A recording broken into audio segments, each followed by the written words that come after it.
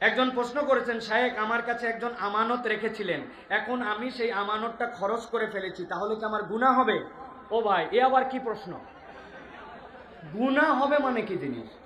আপনি বলতে পারেন যেই আমানত দিছে সেইটা খরচ করে ফেলছে, এখন আমাকে দেওয়া লাগবে কিনা ওইটাই। তাহলে একটা জিজ্ঞাসা, গুনাহ তো হবেই হবে। আমানত আপনাকে দিছে, আপনি দুনিয়া বদল হলেও সেটার খেয়ানত করতে পারবেন না। আশরাফ আলী থানভী রহমতুল্লাহ আলাই বলছেন, তোমার কাছে কেউ একজন এসে 1000 টাকা জমা দিয়ে গেছে, 1000 টাকা দিয়ে গেছে 10টা 100 টাকার নোট দিয়া।